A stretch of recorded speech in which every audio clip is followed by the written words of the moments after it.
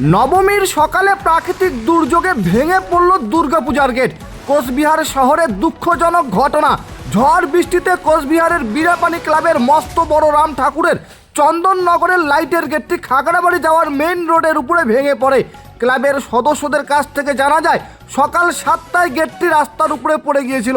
রাস্তার উপরে গেট পড়ে যাওয়ায় দুই পাশে যানজট সৃষ্টি হয়। ক্লাবের সদস্যরা গাড়ি চালক এবং বাইক চালকদের অন্য রাস্তা দিয়ে যাওয়ার পরামর্শ দেয়, তাতে অনেকটা যানজট কম দেখা যায়।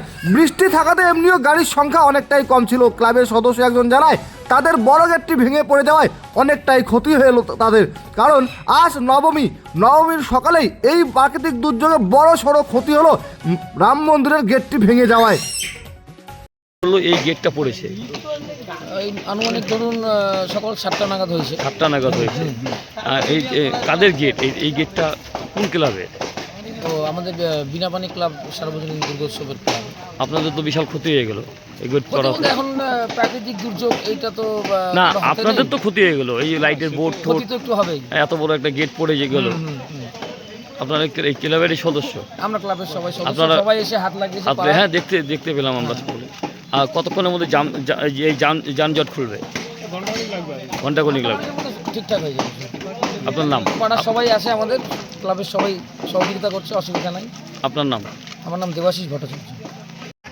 কোচবিহার বীরাপানির মস্ত বড় ক্ষতি হয়ে গেল। এই কারণে ক্ষতি হয়ে গেল বললাম, বিশাল বড় একটি লাইটের গেট পড়ে গিয়েছে। রাস্তা জাম হয়ে গিয়েছে। রাস্তাতে ক্লাবের প্রচণ্ড ক্ষতি হয়ে গেছে, কেননা এত বড় গেট পড়ে যাওয়াতে তাদের লাইটের বোর্ড এবং প্রচুর জিনিসপত্র রয়েছে, এগুলো ক্ষতি হওয়াতে আমরা কোচবিহারবাসীর পক্ষ থেকে দুঃখ প্রকাশ জানাই। এরকম ঝড়ে বিশাল ক্ষতি হয়ে যায় তাদের। বীরাপানি ক্লাবের সকল সদস্যরা রয়েছে, দেখতেই পাচ্ছি সমস্ত রাস্তা খুলে দেওয়ার জন্য তারা দাঁড়িয়ে রয়েছে।